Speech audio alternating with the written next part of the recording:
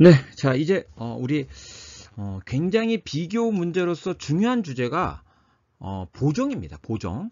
네, 그래서 이제 뭐 실체 보정도 있고 절차 보정도 있고 뭐 직권 보정도 있는데 자, 그 내용으로 들어옵니다. 이제 보정을 끝내면서는 약간 이제 그 반환점을 도는 느낌이에요. 예, 그 다음부터 이제 각 출원인의 이익을 위한 제도 쪽에 이제 내용을 비교하면서 뒤쪽으로 이제 권리 얘기가 나오는데 권리 얘기 이제 뒤쪽 이제 보정을 끝내고 나면 상대적으로 조금 이제 비교적 측면에서 좀 수월성이 좀 있는 것 같습니다. 네, 어떻게 보면 아니 그 수월성이 있다고 해가지고 시험 문제로서 중요하지 않다는 게 아니라 도리어 그런 어떤 수월성이 있는 부분이 시험 문제 잘 나올 수 있습니다. 예, 그렇지만 좀 강의상으로 보면 좀 수월한 진행이 이루어질 수 있겠다. 뭐 이런 얘기입니다. 자, 먼저 이제 절차 보정인데요.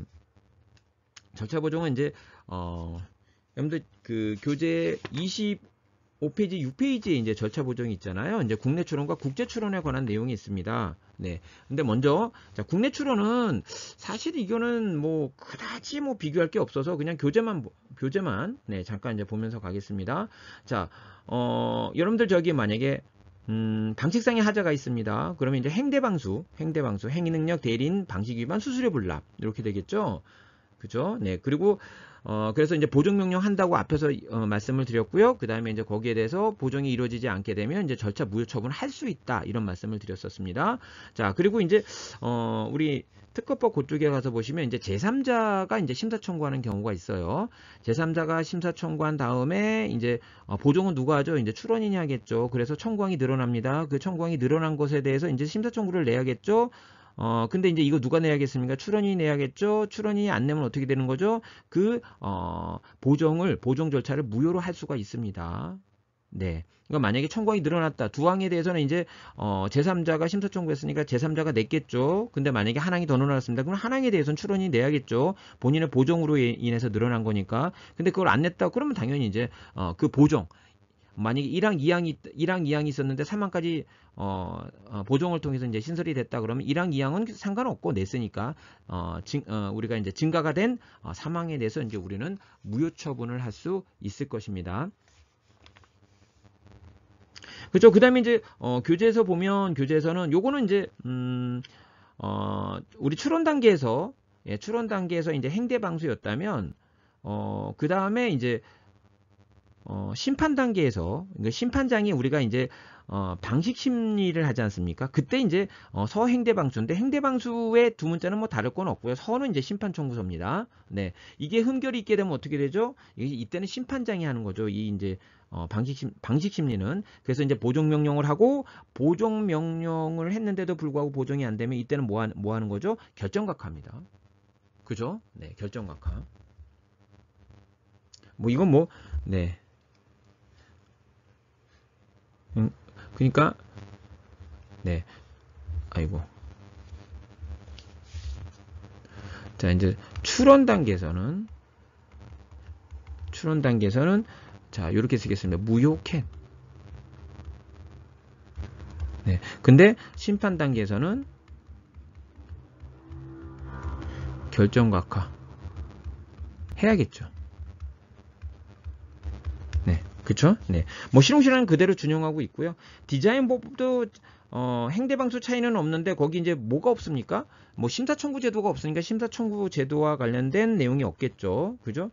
자, 상표법도 역시 마찬가지입니다. 심사청구 제도가 없기 때문에 내고 심사청구와 관련된 내용이 없다. 뭐 별로 그다지 이제 비교적으로 뭐 크게 뭐 아주 출제 매력이 있다 이렇게 보기는 좀 어렵겠습니다.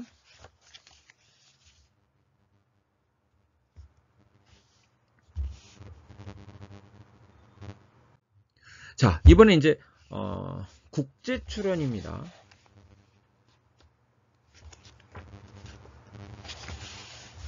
국제 출원에서 이제 방식 심사와 관련해서 이제 절차 모정, 네, 방식 심사와 관련돼서 이제 정리를 해보고 있는데요. 자, 여기는 이제 국제 출원과 관련해서는 중요하죠. 네, 중요하고요. 자, 그러면 여기서 한번 비교해보고 그 다음에 교재를 또 확인해 보도록 하겠습니다. 자, 먼저 특허 실용시험법인데 이제 국제 출원, 요거 이제 PCT죠. 이제 요거는 PCT 디자인. 인자가 두 번 들어갔네요. 디자인 보호법은 요거는 예, 네, 헤이그 협정, 헤이그. 네, 상표법은 마드리드 정서.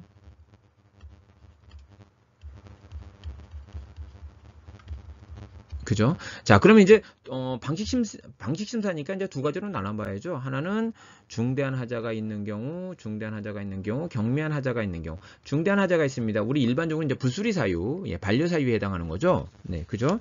자, 그런데 이제 여러분들 이제 교재를 같이 보시면 26페이지 교재를 같이 보시면 자, 우리가 이제 중대한 하자가 있었을 때, 예, 우리 특허법 194조에서는 자, 요거를 이제 네, 중대한 하자와 관련돼서 사유로 이렇게 규정을 해놓고 있어요. 자언, 성명, 표지도 여러분들 잘 하실 겁니다. 국제 출원할 수 있는 자, 그죠? 예, 자. 아이고 이게 오탈자가 요건 맞네요. 요것도 오탈자인데 자언입니다. 자연이 아니라 자언, 성명, 표지도 이렇게 되는 거죠. 언어. 그 다음에 출원인의 성명. 그죠? 그 다음에 이제 발명의 설명 등이 없는 경우죠. 그냥 국제출원 표시가 없는 경우, 지정국이 없는. 어차피 이제 자동지정 제도이기 때문에 지정국이 없는 경우는 실지는 없겠고요. 네.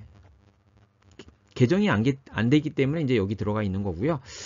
자, 그 다음에 이제 우리가 시행규칙으로 가면 우리가 이제 발명의 설명 등이 이제 일부가 누락된 경우가 있고요. 예. 그리고 이제 청구범위 일부 누락된 경우, 네, 이런 경우, 네, 그렇죠, 네, 그러니까 발명의 설명이나 청구범위 일부 누락된 경우, 거기다가 이제 도면이 전부 또는 일부가 누락된 경우, 도면이 필요한데 도면이 전부 또는 일부가 누락된 경우 이렇게 되어 있습니다. 네, 이렇게 이제 일부 누락된 경우도 시행규칙 99조의 2에 이제 규정을 두고 있죠. 그래서 그걸 두 문자를 한꺼번에 딴 거예요. 자언, 성명, 표지도. 그럼 여기 이 이제 중대한 하자가 있는 경우 어떻게 하죠? 보완서 제출 명령, 보완 명령을 해요. 여기는 네, 내용을 바꿀 수 있는 기회를 줍니다. 국제 출원 이제 굉장히 불편하게 이제 출원을 진행하고 있는 거니까 네, 이거 부수리까지 하는 것은 너무 이제 가혹할 수 있죠. 그래서 이제 내용을 바꿀 수 있도록 합니다. 소명 기회로 끝나진 않습니다. 그리고 이제 이건 중대한 하자이기 때문에 이게 나중에 제출되면 그 보완서 제출일을 출원일로 보는 거예요. 그렇죠? 네. 그러니까 요거 일반적인 국내 출원하고 결정적인 차이점은 바로 이거다. 보완 명령을 한다. 예, 소명 기회만 주는 게 아니라 내용을 바꿀 수 있는 기회를 준다라는 거죠. 그렇죠? 네. 그다음에 이제 195조로 갑니다. 경미한 하자인 경우 어떻게 합니까? 명료, 행대, 방수, 그러니까 명칭, 요약서 없는 경우죠. 행위 능력, 대리인, 방식 위반, 그다음에 수수료 불납은 이제 우리 195조에는 없는데 시행 규칙에서 만약에 수수료를 납부하지 않으면 결국 취급이 같죠. 그래서 이제 가로해 놓고 수 이렇게 집어넣은 거예요. 그래서 여기에 해당하는 건 보정 명령. 그러니까 경미한 하자에 불과하잖아요. 이제 보완 명령이 아니라 보정 명령. 보정 명령을 하게 되면 어떻게 되는 거죠? 처음부터 이제 하자가 치유되는 거예요. 예. 만약에 이제 보정 명령에 따라서 보정이 됐으면, 근데 만약에 보정이 안 됐으면 어떻게 되겠습니까? 취하간주 이렇게 되는 거죠. 네, 기억하셔야 됩니다. 취하간주. 네, 그리고 이제 교재에서 그 26페이지 가서 보시면 자, 거기 이제 조금 더 얘기를 하고 있죠. 네, 얘기를 하고 있는데 거기 이제 194조에 따라서 보정명령 하는 것은 기간을 특별히 이제 규정을 안 두고 있는데 반해서 시행규칙에 따른 것은 접수일로부터 2개월 이내로 이제 제출이 가능하도록 하고 있는 거고요. 네. 그 다음에 이제, 그 다음에 나와 있는 게 일부 만약에 이제 우리가 시행령 99조의 2의 사유와 예, 그 다음에 이제 194조의 사유가 동시에 있는 경우에는 어떻게 되겠습니까? 마지막 거. 예, 중대한 하자니까. 네, 마지막 거. 예, 그걸 얘기하고 있는 거고요. 네. 자, 뭐, 그거 참고적으로 보시면 되겠죠. 이제 특허법 시간에 보는 거니까 비교적 측면에서 뭐 너무 디테일하게 들어가지는 않겠습니다. 그리고 이제 도면에 관한 기재는 있는데 실제 도면이 없는 경우, 이런 경우에 이제 도면을 제출하도록 통지를 하겠죠. 그러면 2개월 이내 제출하면 도면 제출일이 이제 출원일이 됩니다. 이건 이제 중대한 하자이기 때문에 중대한 하자는 소급표는 주지 않아요. 그래서 이제 보완서 제출일이 되는 것처럼 이것도 도면 제출일이 되는데 만약에 도면을 네, 이제 도면 제출일이 이제 국제 출원이 되는데 만약에 도면을 제출하지 않으면 도면에 관한 기재는 없는 것으로 보는 거죠. 네. 그래서 이제 출원일자는 도리어 앞으로 당겨지는 효과가 나타나게 됩니다. 네. 그 다음에 이제 195조, 195조는 명령 행대방수에 대한 표시를 하고 있고요. 보정 명령을 하고요. 취하 간주된다라는 겁니다. 네. 그 다음에 이제 디자인 보호법인데 디자인 보호법은 자 우리 이제 자언 성명 표지도에 해당하는 게 이제 뭐예요? 여기 이제 언성 표지도입니다. 언성 표지도. 그죠? 그래서 이제 언어, 출연이 성명, 표시, 지정국. 이거 여기는 지정국 표시를 해야 돼요. 그러니까 자동 지정제도 아니에요. 예, 그러니까 지정국. 그래서 이제 지정국 만약에 이제 지정국 표시가 없는 경우에 대한 취급 이 규정이 이제 실익이 있게 되는 거죠. 네. 이 지정국 표시와 관련해서도 그 다음에 이제 도면 중요하다고 말씀드렸죠. 그래서 도면. 네. 그래서 이런 경우는 뭐랍니까? 네, 대체서류 제출 명령. 이게 이제 보완서류 제출 명령을 얘기하는 거예요. 근데 여기 표현을 대체서류 제출 명령을 하도록 합니다. 그래서 대체서류가 도달하면, 그러니까 쉽게 말해서 보완서가 도달하면 그 도달한 날이 이제 국제 출원이 되듯이 여기서 대체서류가 도달하면 그 도달일이 이제 국제 출원일로 인정하게 되는 거고 나중에 이제 이게 이제 국제 등록일이 되는 거겠죠. 자, 경면하자가 있는 경우입니다. 경면하자가 있는 경우에는 경면하자가 있는 경우로서 이제 규정이 뭘 규정만 해놓고 있냐면 요거는 이제 송달료와 관련해서만 규정을 해놓고 있어요. 이게 송달료를 납부 안 하면 이제 보정 명령을 한다. 네, 보정 명령에 따르지 않으면 이제 무효 처분한다라는 겁니다. 네. 무효 처분할 수 있다. 무효니까 이제 해야 되는 게 아니라 can 이렇게 되겠죠. 자, 상표법입니다. 상표법도 마찬가지로 이제 중대한 하자와 경미한 하자로 나누는데 자, 먼저 이제 중대한 하자가 있는 경우에 이게 이제 러프하게 꼼꼼하게 이렇게 자언 성명 표지도, 언성 표지도 이렇게 이제 규정을 둔 게 아니라 국제출원서 서에서 이제 정한 대로 작성하지 아니한 경우에 이렇게 되어 있습니다. 네, 이런 경우에 이제 대체서류 제출 명령을 하겠고요. 대체서류 제출 명령에 따라서 대체서류 제출 그 명령을 했음에도 그 대체서류 제출 명령에 따라서 대체서류를 제출하게 되면 그 대체서류 도달일이 이제 우리 국제 출원이 되고 나중에 국제 등록일이 되는 거죠. 네. 이것도 이제 소급표가 없다. 소급되지 않는다. 뭐 이쪽은 다 그래요. 중대한 하자이기 때문에 내용을 바꿀 수 있는 기회를 준다 하더라도 소급까지 인정하는 건 아닙니다. 네. 그리고 이제 경미한 하자는 수수료가 있어요. 수수료를 만약에 납부하지 않게 되면 보정 명령을 하고 이거에 대해서는 절차 무효 처분할 수 있다. 아, 얘네들이 그러니까 취하 간주가 아니네요. 좀 헷갈리지 마십시오. 우리가 이제 이 경미한 하자에 대해서 취하 간주가 워낙 이제 특허법이 중요하다 보니까 취하 간주 되는 것이 딱 그 머리에 박혀 있거든요. 아, 근데 디자인은 그리고 이제 상표법은 그 취하 간주 되는 게 아니라 무효로 할 수 있다. 그리고 이제 뭐에 대해서만 규정해 놓고 있다? 우리 이제 수수료 송달료 요금에 대해서만 그렇게 규정하고 있고 보정 명령을 한다. 네.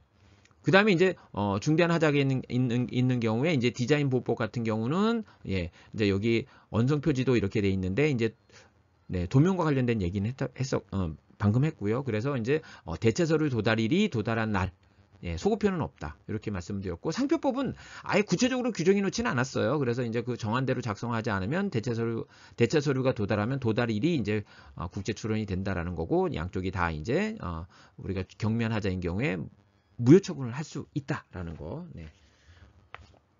그리고 또 하나 이제 여기서 봐야 될 건 뭐냐면 여러분들 이제 교재에서 좀 특징 지어서 얘기할 수 있는 게 자, 나머지 대충 얘기했는데 자, 지금 여기서 보시면 여기 이제 보완 명령을 하잖아요.